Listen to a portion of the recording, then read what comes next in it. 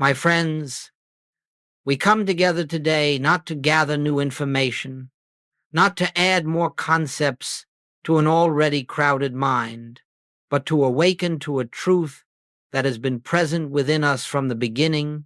And the truth is this, that what we have so often called seeking guidance, seeking answers, or seeking God has been based on a profound misunderstanding of the nature of spiritual reality. For generations, sincere seekers have approached prayer as though God was somewhere else, as though divine wisdom must be summoned, persuaded, or awakened before the answer can appear. But I must tell you, this is not the way of spirit. God does not begin to function when we begin to pray. God does not wait for our words before grace is set in motion. The activity of the infinite is eternally present, eternally complete, lacking nothing, withholding nothing. What appears to us as unanswered prayer is not the absence of God's response, but the absence of our recognition. And so the great spiritual tragedy is this: we stand at the edge of an ever-flowing fountain, thirsting, pleading for water, unaware that the fountain has been flowing all the while. The divine presence is not something to be achieved. It is something to be realized. It is not something to call forth. It is something to awaken to. This is the beginning of our journey today, the recognition that God's answers do not come into being because we ask. God's answers are the perpetual expression of a presence that knows no beginning, no interruption, and no delay. Therefore, the purpose of spiritual practice is not to bring God into the situation, but to bring our consciousness into alignment with what God already is. And if you can grasp even a trace of this idea, that divine fullness exists here and now, you will begin to feel the soft dissolving of fear, the melting away of anxious effort, the loosening of that inner tension that so often accompanies religious striving. We are not here to try to make something happen. We are here to discover what has never ceased happening. And so let us proceed gently, quietly, into the heart of this teaching, that we may come to see for ourselves the profound reality of the divine already, the truth that God's presence, God's guidance, and God's answer are forever established, awaiting only the stillness in which we recognize them. Let us move now into the heart of this principle I have called the divine already. For unless this truth is clearly understood, all spiritual practice remains entangled in effort and expectation. You see, the infinite way teaches a simple but revolutionary truth that God is not becoming, God is not developing, God is not preparing something for you in the future. God is the eternal isness, complete, whole, perfect, lacking nothing and withholding nothing. Everything that God is now, and everything that God expresses is already established within the invisible kingdom that Jesus referred to when he said, "The kingdom of God is within you." This kingdom does not come into being through prayer. It does not unfold because of our spiritual techniques. It is not granted as a reward for good behavior or withheld as punishment. The kingdom is an ever-present reality that the human mind simply has not learned to perceive. When you understand this, even dimly, you begin to see why so many prayers appear to go unanswered. It is not that God is silent. It is not that heaven is withholding its blessings. It is that we have approached prayer as though God must act, rather than as though we must awaken, for God's action is never absent. God does not move in tides of generosity and restraint. Divine harmony is perpetual. Divine life is perpetual. Divine supply is perpetual. It is our inner awareness that fluctuates, not God's availability.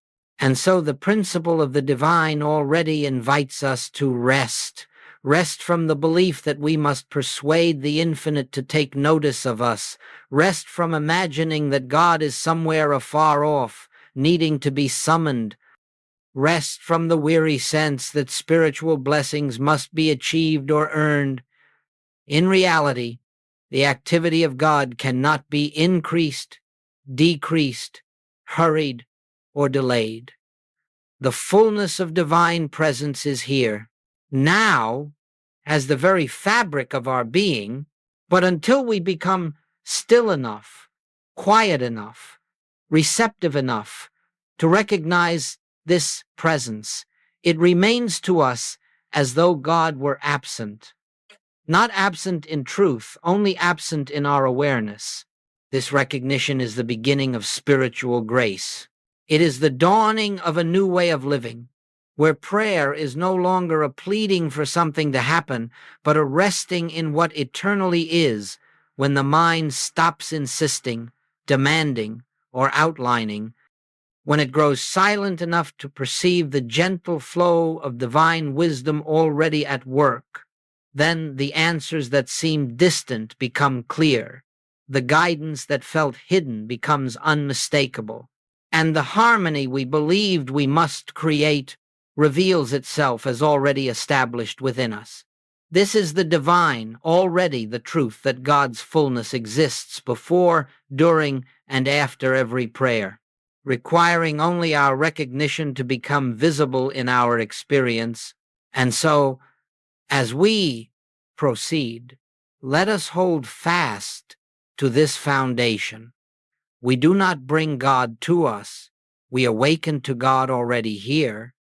Now that we have established this foundational truth, that God's presence and God's answers are already here, we must look honestly, gently, compassionately at the question. If the answer is already present, why do we not perceive it? This is not a matter of judgment, nor of failure. It is simply a matter of understanding how the human mind functions when it believes itself to be separate from the divine. The moment we accept the belief in separation, the belief that I am here and God is somewhere else, we enter a state of consciousness filled with noise, effort, fear, expectation, and personal will. And in that noise, the subtle whisper of the spirit is drowned out. You see, the human mind is forever projecting its own concepts outward, creating images of how life ought to unfold, imagining the form an answer must take, and outlining the exact way in which God must perform. In this state, the mind is not listening, it is dictating, it is not receptive, it is asserting. And so the divine impulse, which often comes as a gentle nudge, a quiet realization, a soft inner knowing, cannot be recognized because consciousness is too occupied with its own ideas to perceive the reality that is already here. Think for a moment of how often we approach prayer with a particular outcome in mind, a job we want, a healing to occur in a certain way, a relationship to mend according to our blueprint. And then we wonder why guidance seems obscure. The answer is not obscure. It is simply different from what the mind expects. Spirit never operates according to the limited patterns of human desire. Spirit reveals itself in ways that transcend our imagination. But the mind, locked into its own images, cannot recognize the answer because it does not match the picture it created. Another barrier to recognition is fear, that deep, often unconscious fear that if we release control, if we stop dictating outcomes, life may unfold in a way we do not prefer. Fear tightens consciousness. Fear contracts the inner space through which spiritual realization dawns. When the thought life is dominated by what if and how will I, and suppose the worst happens, the mind becomes a storm, and in a storm, Even the strongest beacon of light appears dim.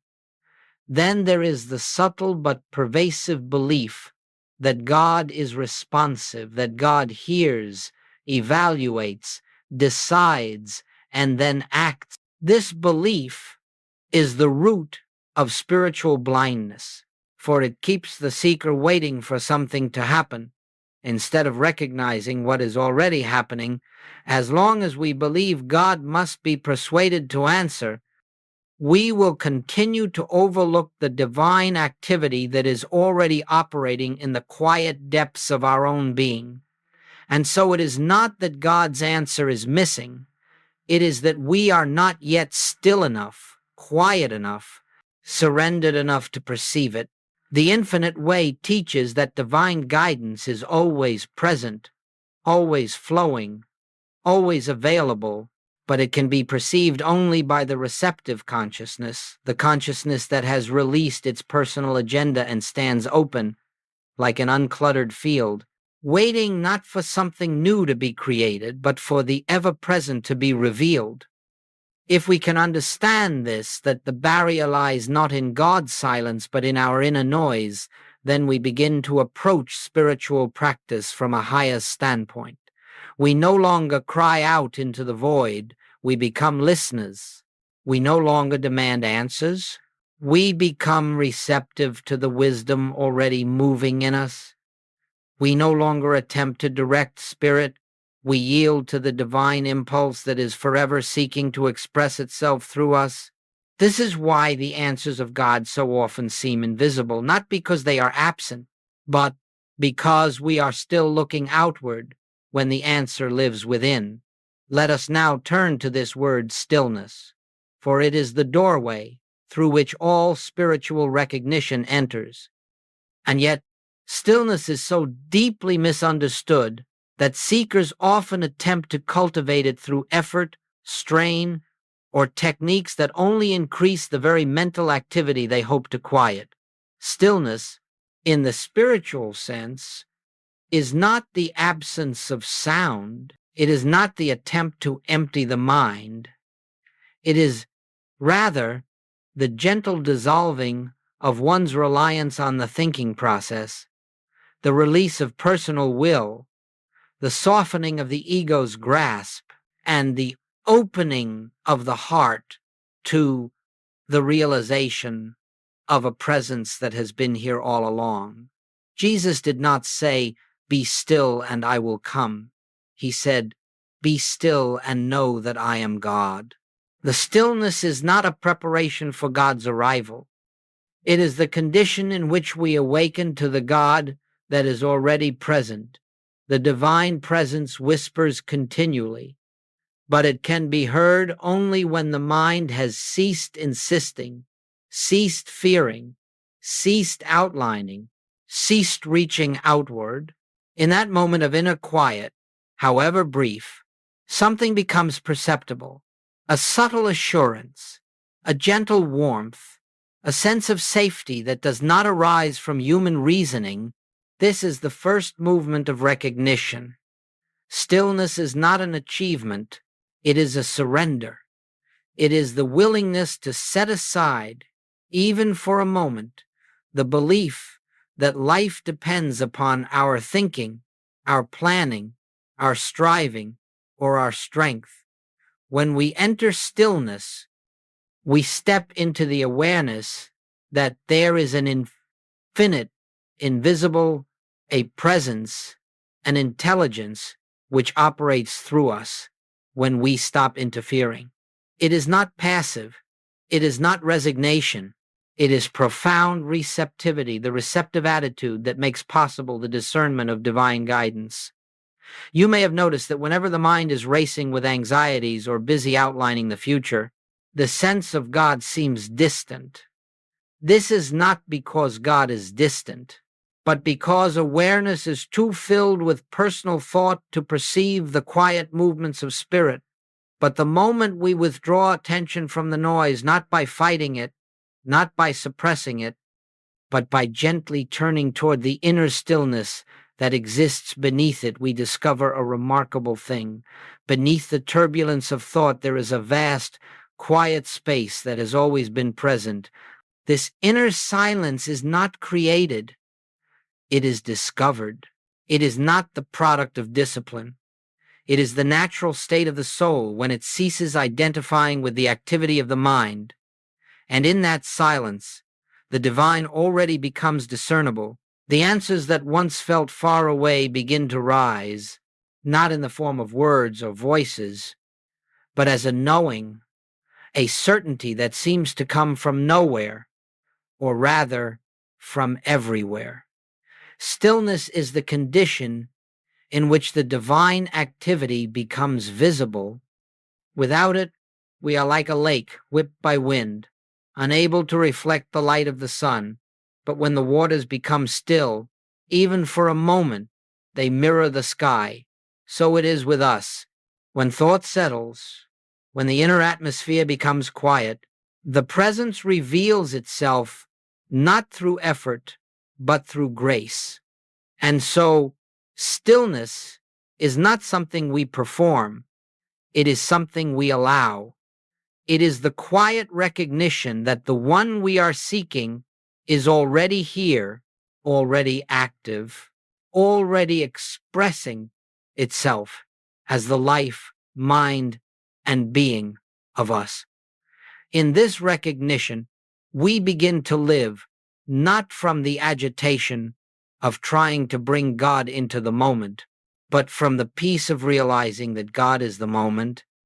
Let us go another step deeper, for even after one has touched the silence, there remains a subtle obstacle that prevents the recognition of the divine already. This obstacle is the mind's tendency to form images, mental pictures of how the answer must appear, the shape it must take, and the path through which it must come.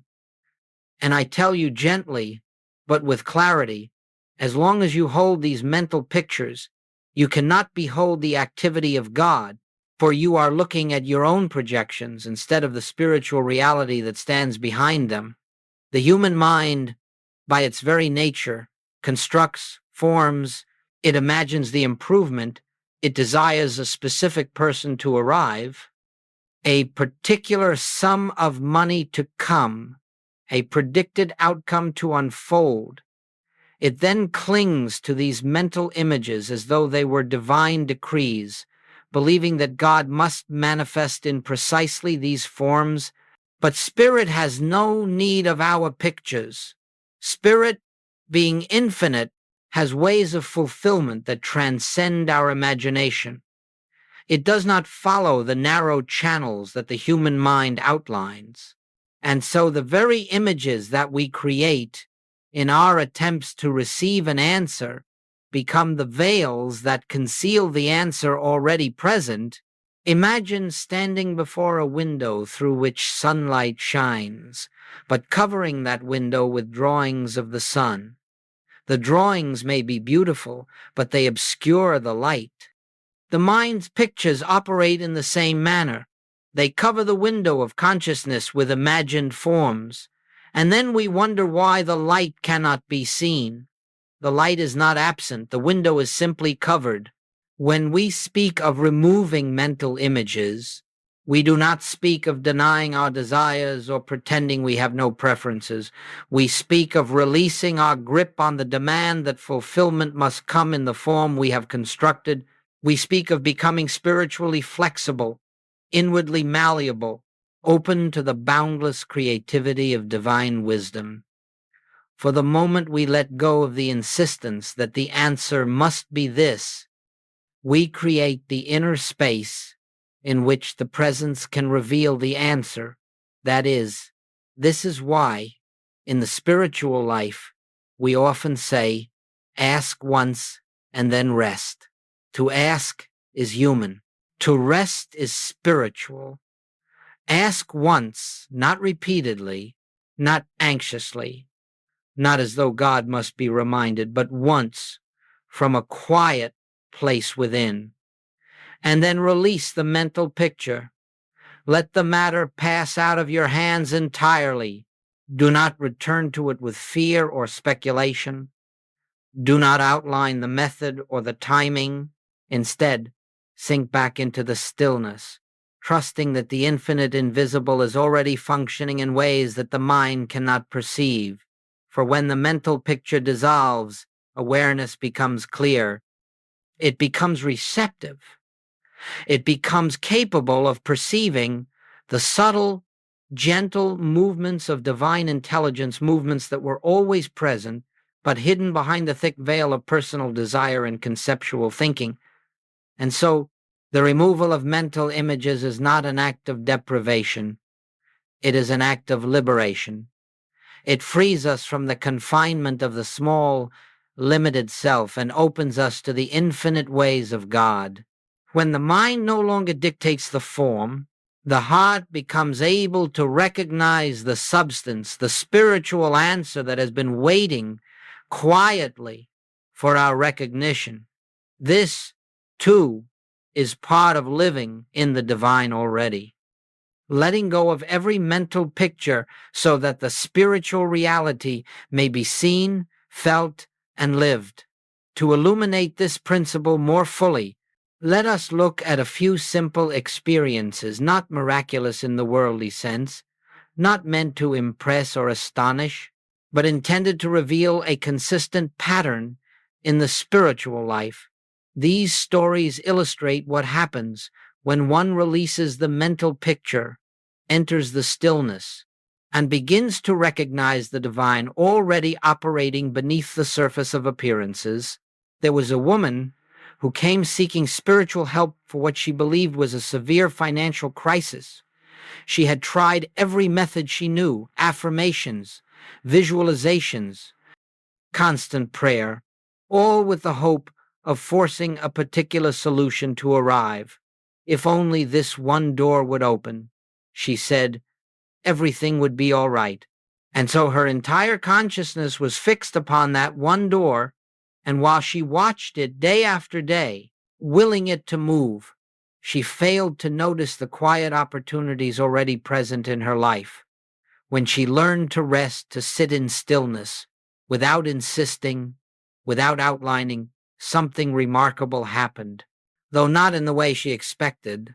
A friend casually mentioned an opportunity she had ignored for months, believing it to be insignificant. But now, something within her recognized it. She took a single step, and that one step unfolded into a new avenue of supply that was far more stable and fulfilling than anything she had imagined. The door she had fixated upon never opened because it did not need to. The answer was already present. Her recognition was delayed only by her insistence on the form it must take.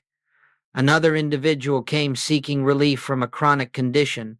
For years he had prayed for healing, yet always from the standpoint of fear that the condition would worsen, fear that his prayer might not be answered. He lived in a constant state of anticipation, waiting for God to do something, to change something, to intervene. When he was introduced to the principle of resting in the divine already, he began to approach his practice differently. Instead of pleading for the body to improve, he began sitting each day in quiet acknowledgement. God is the life of me now. There is no distance between the life of God and the life I am living. He was not praying for healing. He was recognizing wholeness. Over time, a subtle shift occurred. His fear dissolved first, not the condition, but the fear. Then, gradually, almost imperceptibly, the symptoms began to lessen. They did not vanish overnight, but his awareness changed. He no longer lived as one fighting a condition. He lived as one sustained by a presence that had always been there, and the healing unfolded in the rhythm of grace. A third example, a woman yearning for harmony in her relationships. For years she had prayed for certain people to change, for circumstances to adjust, for others to understand her better. Her attention was fixed outward on behavior, on personalities, on situations. When she learned that her task was not to change others, but to realize the divine love already functioning within her own consciousness, everything shifted. She began to sit in quiet recognition. Love is the nature of my being. I need not create love, nor seek it. It is already the fabric of what I am. Without any deliberate effort to influence others, her relationships began to transform. Conversations softened, tensions dissolved, new connections formed. And she realized, with quiet awe, that harmony had always been present. It was her fear and her effort that had obscured it. In each of these examples, the divine activity was not created. It was recognized. The answer was already present. The only thing missing was the awareness of it. Once stillness was entered, once the mental picture dissolved, once the sense of separation faded, recognition came, and with recognition, the outward experience aligned with the inner truth. These stories are not exceptional. They are not the experiences of unusually gifted individuals. They are simply illustrations of what occurs whenever consciousness relaxes its grip on the human picture and opens to the infinite invisible. They reveal a universal truth. The moment recognition dawns, the answer that was always there becomes visible in our experience. Now that we have seen how recognition transforms experience, let us turn to the practice that makes such recognition possible, a practice Joel Goldsmith often called resting in the Word. This is not a technique. It is not a formula. It is rather a way of entering into the awareness of God's presence without strain, without demand, without expectation. It is a quiet abiding in spiritual truth, until that truth becomes more real to us than the appearances of the senses. When we speak of the Word, we refer not to a phrase repeated mechanically, nor to an affirmation designed to persuade God.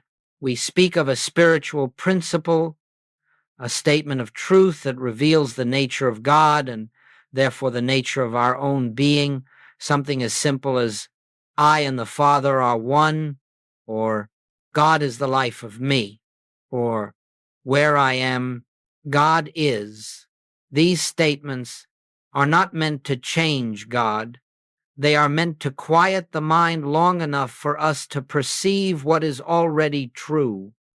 And so the practice of resting in the Word begins with selecting one spiritual truth that speaks to the need of the moment, not a truth that promises a specific outcome, but a truth that dissolves the belief in separation. Let us say, for example, that you are facing confusion, uncertainty, or a sense of being directionless. The human mind wants to force clarity, to demand answers, to plan and anticipate. Instead, you sit quietly and bring into your awareness the truth. Infinite intelligence is here. Not will be, not might be, is here. You rest in that truth. You do not outline how intelligence should express itself. You do not ask for a sign. You simply let the mind and body relax into that awareness. At first it may feel mechanical, for the mind is accustomed to activity, but as you continue gently, without pushing, the truth begins to settle into consciousness. A softness comes, a spaciousness, and in that spaciousness, the divine impulse can make itself known. Or perhaps you feel fear or insecurity. You might rest in the truth.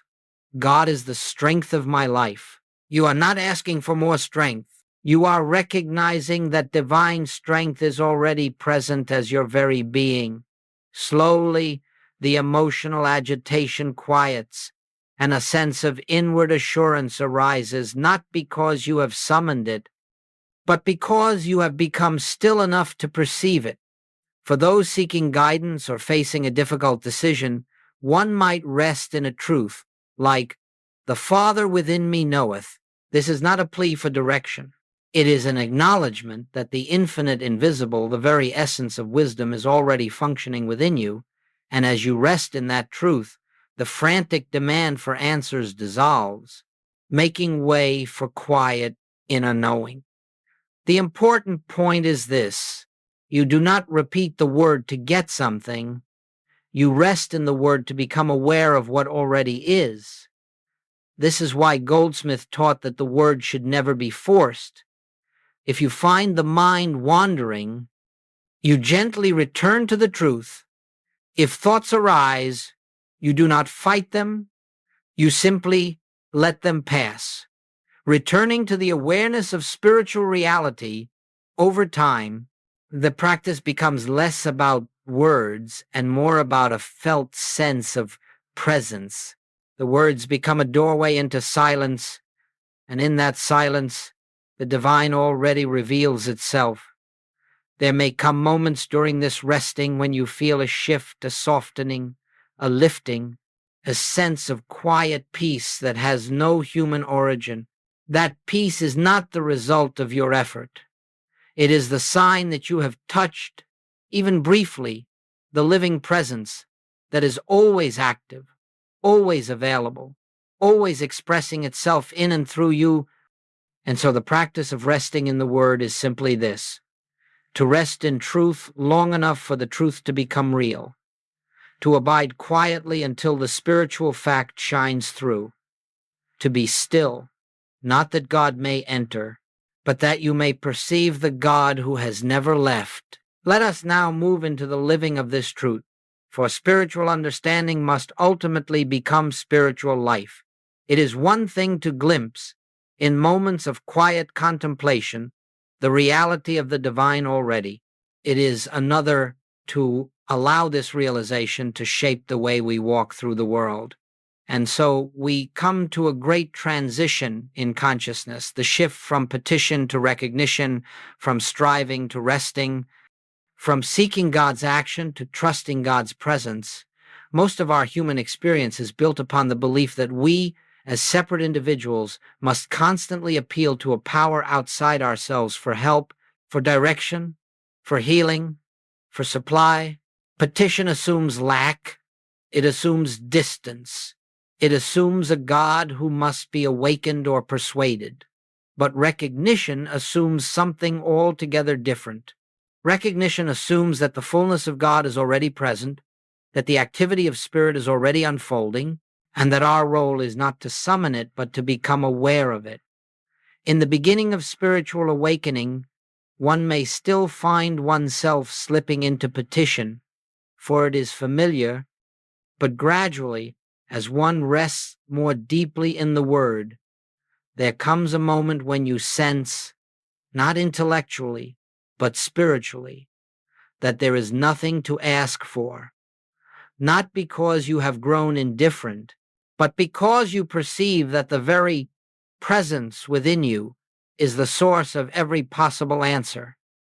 Consider how your decisions change when you live from recognition. You no longer strain to choose correctly, for you realize that the wisdom of God is already functioning as the mind that you are. Guidance becomes intuitive.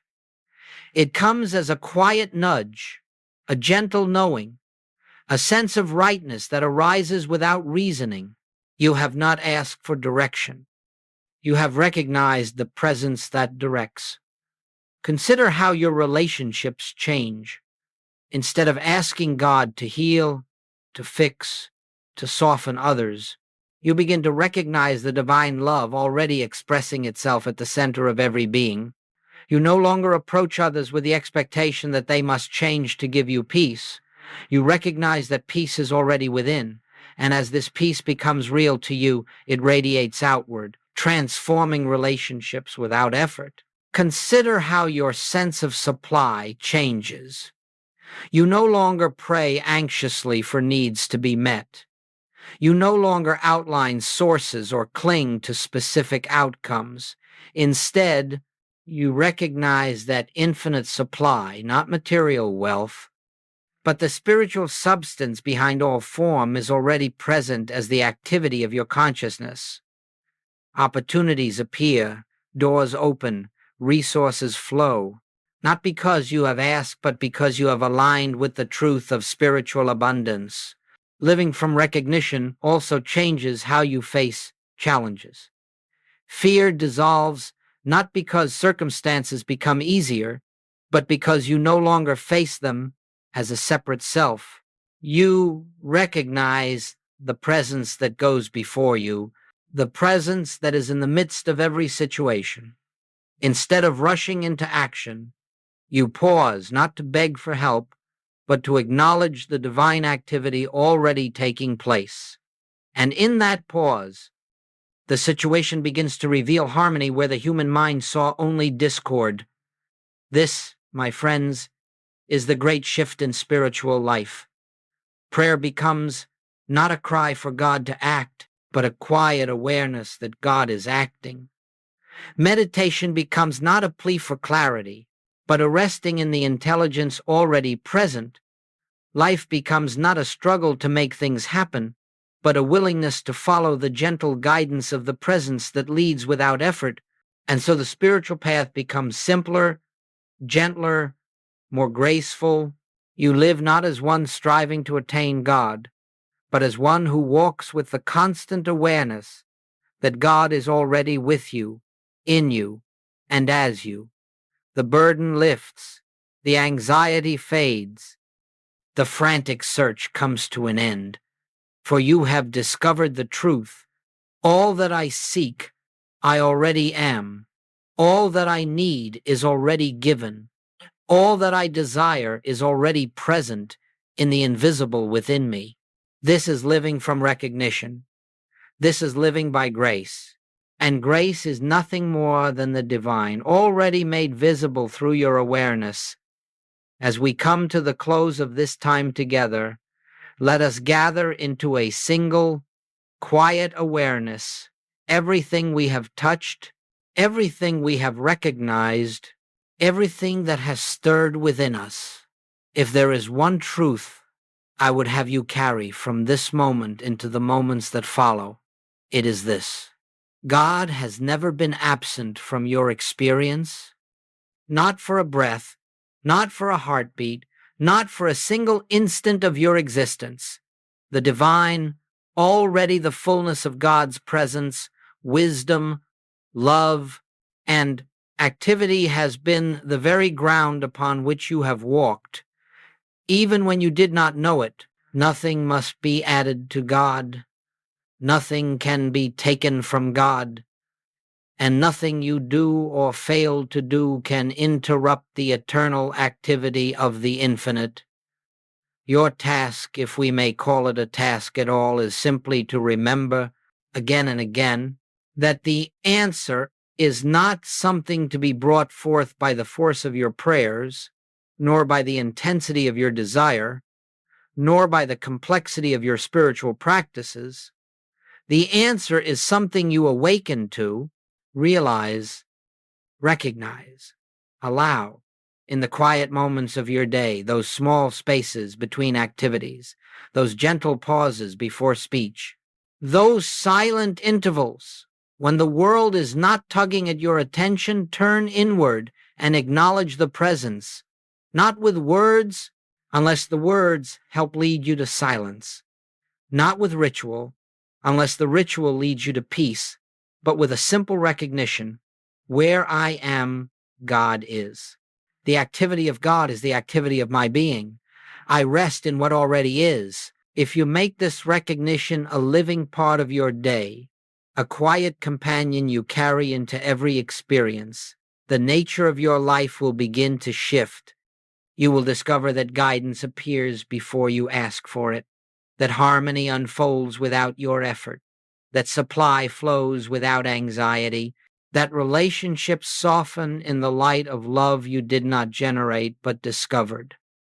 You will see, perhaps not suddenly, perhaps not dramatically, but steadily, gently, that the world you once struggled to change is responding to a new consciousness within you, a consciousness that is no longer pleading with God, no longer waiting for God, but abiding in God, for the divine already is not an idea.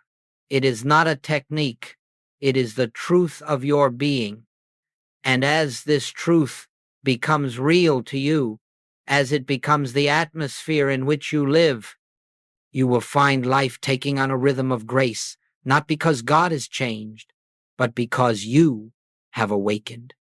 So let us close, not with a plea, but with a quiet knowing, not with a request, but with an acknowledgement, not with a reaching out, but with a resting within. Father, I thank thee that thou art ever present, ever active, ever expressing thyself as the life that I am. I need not seek thee.